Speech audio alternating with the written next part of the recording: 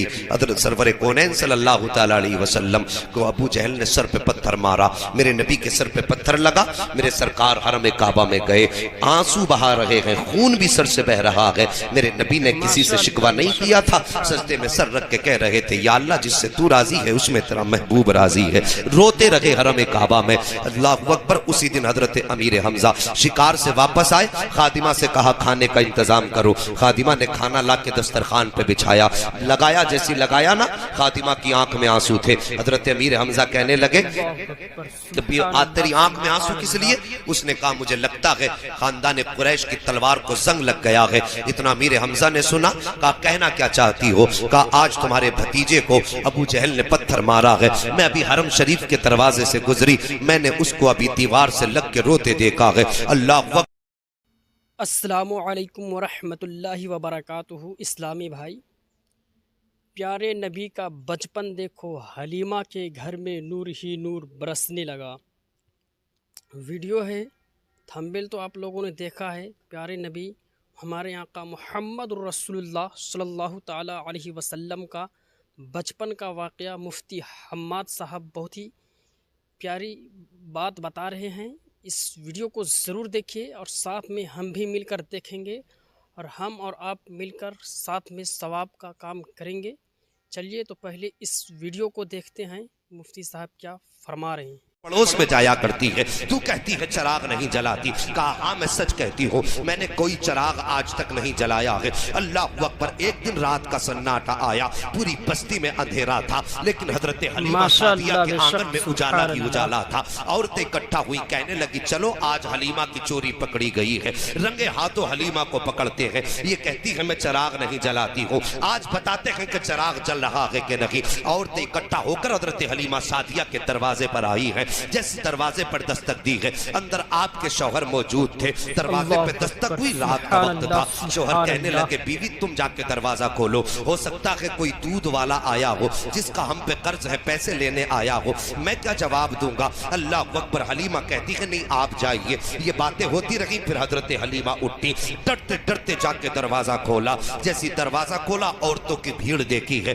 حلیمہ سعدیہ چپ کھڑی ہو جاتی ہے، سوچ رہی تھی شاید کوئی قرضہ لینے والی ہوگی، کوئی اپنا پیسہ وصول کرنے والی ہوگی، لیکن فرماتی ہے جیسی میں جا کے کھڑی ہوئی، عورتوں نے کہا تھا حلیمہ آج تمہاری چوری پکڑ لی گئی ہے۔ میں نے کہا تھا کون سی چوری؟ فرماتی جب میں نے کہا نا کون سی چوری، تو انہوں نے یہ کہا تھا کہ تم تو کہتی ہو کہ چراغ نہیں جلتا، آج ہم تمہارے گھر میں تمہیں چراغ دکھانے کے لیے آئے ہیں۔ حضرت حلیمہ سعدیہ کہتی اس وقت تک تو میں ڈرتی رہی جب تک انہوں نے یہ بات نہیں کہی تھی، جیسے انہوں نے یہ بات کہی ہے میرا ڈر ختم ہو گیا۔ اس کے بعد میں نے کہا ٹھیک ہے، ایک خاتون اندر آئے، باقی باہر رہ جائیں، دکھائیں میرے گھر میں چراغ کہاں ہے۔ ایک خاتون اندر آئی ہے، اس نے حلیمہ سعدیہ کے آنگن پہ نگاہ ڈالی ہے، کوئی چراغ نظر نہیں آیا، ہر طاق خالی ہے، الماری خالی ہے، دیوار پہ کوئی چراغ نظر نہیں آیا، لیکن روشنی برابر ہو رہی ہے۔ اس نے حضرت حلیمہ سعدیہ کا چہرہ دیکھا اور دیکھنے کے بعد کہا تھا حلیمہ کوئی چراغ تو نظر نہیں آ رہا ہے، لیکن روشنی بھی کم نظر نہیں آ رہی ہے،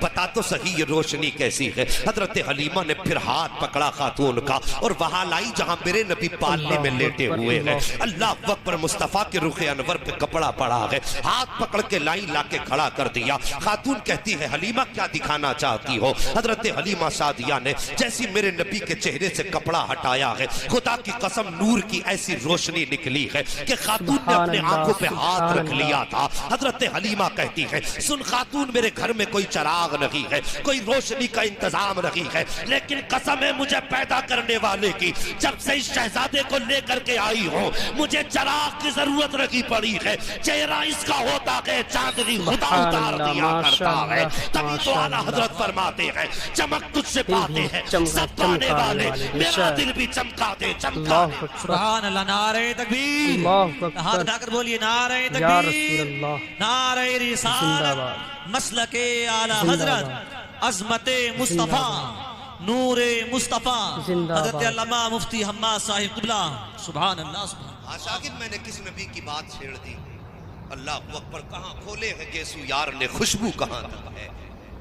خدا کی قسم میرے نبی کی ذات ایسی ہے، باتیں کرتے کرتے زندگی گزر سکتی ہے، مصطفیٰ کی باتیں مکمل نہیں ہو سکتی۔ نوجوانوں اس نبی کی شان ہے، میں نے کہا تھا خدا نے محبوب کو کائنات ماشاء کی اللہ۔ ساری نعمتیں عطا فرمائیں، کوئی نعمت اور کوئی حسن کوئی کمال ایسا نہ تھا جو جی بے شک، محبوب کے دامن میں نہ رکھا۔ اللہ اکبر، ہر حسن دیا، ہر کمال دیا، بے کائنات کی شک، ساری بے شک، خوشیاں محبوب صحیح کے بات دامن ہے۔ میں دی۔ لیکن میرے نبی جب کبھی چچا کے ساتھ چلتے تھے نا، اور کبھی چچا پیچھے ہو جاتے تھے، تو میرے نبی ہاتھ رکھ کے کہتے تھے چچا میرے پیچھے نہ چلا کرو، اس لیے کہ لوگ کہتے ہیں تمہارا چہرہ میرے باپ سے ماشاء ملا اللہ، کرتا ہے۔ ماشاء اللہ، اللہ اکبر، یہ باپ کے جی بے رشتوں کی شک۔ قدر ہے میرے نبی نے کی ہے۔ اور آج ہم باپ کی قدر کتنی کرتے ہیں؟ اگر ذرا سی بھی گھر کے اندر جائیداد کس کی ہوتی ہے ساری؟ بولو گے؟ زمین جائیداد کس باپ کی ہوتی ہے؟ سارے جی بولو۔ باپ کی، باپ کی ہوتی ہے نا، اس کی مرضی ہے وہ تمہیں 1 دے یا 100 دے یا بالکل نہ دے، ہے اس کی اپنی ملکیت ہے۔ علماء سے بے شک پوچھیے، مالک ہے باپ، وہ مالک ہے، وہ تمہیں جی چاہے بے تو شک۔ دے چاہے تو نہ دے، مرضی ہے اس کی۔ اگر آپ کے نکاح ہو جاتے ہیں، آپ الگ ہو کے بیٹھ جاتے ہیں، گھر کے اندر بیٹیاں جوان موجود ہیں، بہنیں موجود ہیں، تو ہمیں بہنوں کا خیال نہیں ہوتا، ہمیں باپ کی پوری کمر کا بھی خیال نہیں آتا۔ ہم اس زمین پہ تکیہ کرتے ہیں، ابا پہ ہے تو زمین، اور اپنا الگ کمانا شروع کر دیتے ہیں، الگ کھانا شروع کیا۔ یار کتنے دن کھا لیں گے؟ کتنے دن کے مہمان ہیں ماں باپ؟ ویسے تو زندگی کا کچھ پتہ نہیں ہے، کبھی کبھی پکے آم رہ جاتے ہیں، کچی امیاں ٹوٹ جاتی ہیں جب آندھیاں تیز ہوتی ہیں۔ یہ ضروری نہیں ہے کہ جس کے بال سفید ہیں پہلے وہی جائے۔ اب معاشرے میں نظر ڈال کے دیکھیے، سفید بالوں والے کم نظر آتے ہیں، جانتے ہو کیوں؟ اس لیے کہ بڑھاپے کو لوگ پہنچتے ہی کم ہیں، صحیح زیادہ بات تر ہے، لوگ صحیح جوانی میں بات، چلے جاتے ہیں۔ مہربانی کرو، باپ کے بڑھاپے کا خیال کرو۔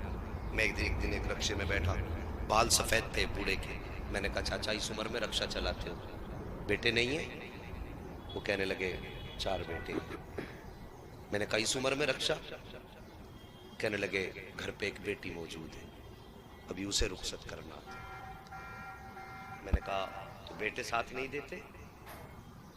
کچھ دیر کے لیے وہ چپ رہا، لیکن اس نے کہا مولانا چھوڑیے، کون کس کا ہوتا ہے، کون کس کا ہوتا ہے؟ شادیاں کر دی، الگ رہنے لگے بیوی بچوں کے ساتھ، ہمیں کون دیکھ رہا ہے؟ اور یار ہمارے ہوتے ہوئے ہمارا بوڑھا باپ رکشہ چلائے، ہمیں ڈوب کے مر جانا چاہیے۔ ہمارے ہوتے ہوئے ہمارے بوڑھے باپ کو مزدوری جی کرنی پڑے، بالکل صحیح بول ہمیں رہے ہیں۔ حیا آنی چاہیے۔ اور یار نہیں۔ بوڑھے باپ نے ہمیں اس لیے جوان کیا کہ جب ہمارے بازوؤں میں طاقت آ جائے تو ہم الگ بیٹھ جائیں۔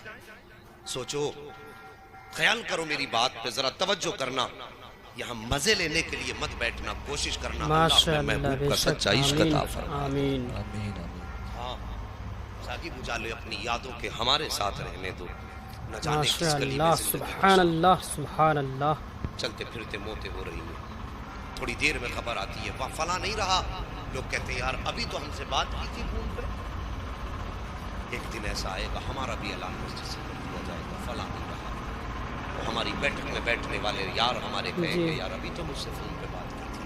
خدا را کچھ موت کی تیاری بھی ہم کر لیں، ماں باپ سے ہم الگ ہو کے بیٹھ گئے، اور پھر اس میں بھی لڑتے ہیں زمین دلواؤ کچھ ہمیں، ہمارے بھی تو 3 بچے، ان کا پیٹ کہاں سے بھرے؟ اور پھر باپ کے چوراہے پہ جا کر کے برائیاں شروع کرتے ہیں۔ 4 لوگوں میں بیٹھ کے کہتے ہیں یار ہمارے باپ کو تو سمجھاؤ، اس کا دماغ چل گیا ہے، شرم نہیں آتی؟ اپنے باپ کی برائیاں چوراہوں پہ کرتے ہو۔ گھروں کے اندر عورتوں نے حد کر کے پھینک دی، کمال کر دیا عورتوں نے، 4 دن آئے ہوئے نہیں ہوئے، عورتوں میں میم میخ نکالنا شروع کر دی ساس کے اندر، کہ کبھی سیدھے لہجے میں ہی بات نہیں کرتی، اور وہ یوں کرتی ہے وہ یوں کرتی ہے۔ وہ مہربانی کرو، اگر تم چاہتی ہو ساس سے تمہیں ماں کا پیار بے ملے تو شک، تم بھی اس کی بیٹی بارگاہ بن میں کے بیٹی جایا بن کے کرو۔ جایا کیا بات، ہاں تم بھی تو بیٹی بن کے جایا کرو، اور چوراہوں پہ برائیاں نہ کیا کرو۔ جوانوں ماں باپ کی عزت کر لو، ماں باپ بہت بڑی دولت ہے، اور دعائیں مانگا کرو، اللہ کرے کوئی یتیم نہ ہو، کسی کے سر سے باپ کا سایہ نہ اٹھے، ورنہ یاد رکھنا جس دن باپ کا سایہ چلا جاتا ہے اس دن ایسا لگتا ہے جسے سر سے سورج ہٹ گیا ہے، جس دن ماں کی ممتا کا آنچل سے بٹ جاتا ہے ایسا لگتا ہے زمین تنگ ہو گئی ہے۔ آؤ تمہیں بتاؤں ماں باپ کی جدائی کتنی درد دیا کرتی ہے۔ ایک دن میرے نبی حضرت سرور کونین صلی اللہ تعالی علیہ وسلم کو ابو جہل نے سر پہ پتھر مارا، میرے نبی کے سر پہ پتھر لگا، میرے سرکار حرم کعبہ میں گئے، آنسو بہا رہے ہیں، خون بھی سر سے بہ رہا ہے، میرے نبی نے کسی سے شکوہ نہیں کیا تھا، سجدے میں سر رکھ کے کہہ رہے تھے یا اللہ جس سے تو راضی ہے اس میں تیرا محبوب راضی ہے، روتے رہے حرم کعبہ میں۔ اللہ اکبر۔ اسی دن حضرت امیر حمزہ شکار سے واپس آئے، خادمہ سے کہا کھانے کا انتظام کرو، خادمہ نے کھانا لا کے دسترخوان پہ بچھایا، لگایا، جیسی لگایا نا، خادمہ کی آنکھ میں آنسو تھے، حضرت امیر حمزہ کہنے لگے کہ تیری آنکھ میں آنسو کس لیے؟ اس نے کہا مجھے لگتا ہے خاندان قریش کی تلوار کو زنگ لگ گیا ہے۔ اتنا امیر حمزہ نے سنا، کہا کہنا کیا چاہتی ہو؟ کہا آج تمہارے بھتیجے کو ابو جہل نے پتھر مارا ہے، میں ابھی حرم شریف کے دروازے سے گزری، میں نے اس کو ابھی دیوار سے لگ کے روتے دیکھا ہے۔ اللہ اکبر۔ امیر حمزہ بھی ایمان نہیں لائے ہیں، اتنا سنا فوراً کھانا چھوڑ دیا، تلوار اٹھائی، لوگوں سے ابو جہل کا پتہ پوچھا، وہاں پہنچے جہاں ابو جہل بیٹھا ہوا تھا، جانے کے بعد ابو جہل کے سر میں جا کر کے تلوار کا دستہ مارا، اس کا سر پھٹا، خون بہنے لگا۔ اس کے بعد کہا میرا بھتیجا کسی نے دیکھا ہو تو بتاؤ۔ لوگوں نے کہا حرم شریف میں بیٹھا ہوا دیکھا ہے۔ اللہ اکبر۔ حرم شریف میں آئے ہیں، میرے نبی نے سجدے میں سر رکھا ہے، کسی دنیا دار سے شکوہ نہیں ہے، کسی دنیا دار سے شکایت نہیں ہے، بلکہ پروردگار سے باتیں ہو رہی ہیں، اپنے رب کی بارگاہ میں سجدہ کر کے میرے نبی اپنی فریاد کر رہے ہیں۔ اتنے میں چچا آ گئے ہیں، آنے کے بعد کہتے ہیں بھتیجے سجدے سے سر اٹھاؤ، میرے نبی نے سجدے سے سر نہیں اٹھایا، 2 مرتبہ کہا سجدے سے سر اٹھاؤ، اللہ اکبر، پھر بھی میرے نبی نے سجدے سے سر نہیں اٹھایا ہے۔ تیسری مرتبہ جب چچا نے کاندھے پہ ہاتھ رکھ کے کہا بھتیجے ذرا سر تو اٹھاؤ، میرے نبی نے سجدے سے سر اٹھایا، اٹھ کے کھڑے ہوئے، فرماتے ہیں چچا کیا بات ہے؟ اس کے بعد کہتے ہیں بھتیجے خوش ہو جاؤ، میں تمہارا بدلہ لے کر کے آیا ہوں۔ مورخین نے لکھا ہے کہ چچا نے یوں بازو پھیلائے ہیں اور نبی کو گود میں لینا چاہتے تھے، میرے نبی نے فوراً چچا کے بازو جھٹک دیے اور تاریخی جملے ارشاد فرمائے، آپ فرماتے چچا جائیے، آج میرا کوئی چچا نہیں ہے، اگر میرا کوئی چچا ہوتا تو ابو جہل مجھے راستے میں پتھر نہ مارتا۔ اور تاریخی جملہ میرے نبی نے کہا تھا، او چچا اگر آج میرے باپ عبداللہ ہوتے تو کسی میں ہمت نہیں ہوتی جو میری طرف آنکھ اٹھا کے دیکھ لیتا۔ آج میرے سر پہ والد کا سایہ نہیں ہے، اس لیے لوگ پتھر مار رہے ہیں، اگر ماں کا سایہ ہوتا تو آج میں تنہا حرم میں بیٹھ کر کے آنسو نہ بہاتا۔ او ساقی ماں باپ کی قدر کر لو، اگر باپ چلا جاتا ہے تو کوئی سینے سے لگانے والا نہیں ہوتا ہے، اگر ماں چلی جاتی ہے تو کوئی آنچل سے آنسو پوچھنے والا نہیں ہوتا ہے۔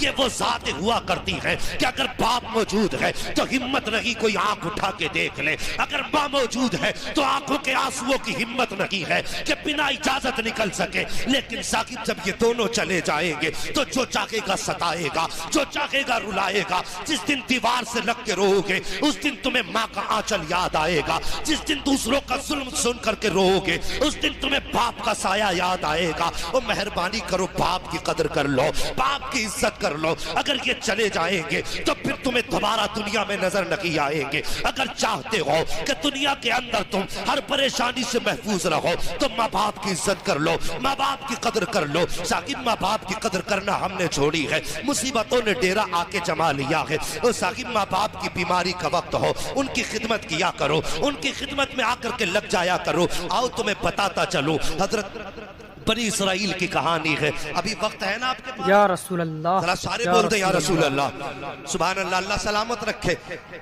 آپ کے جذبات کو سلامت رکھے۔ حضرت سلیمان علیہ السلام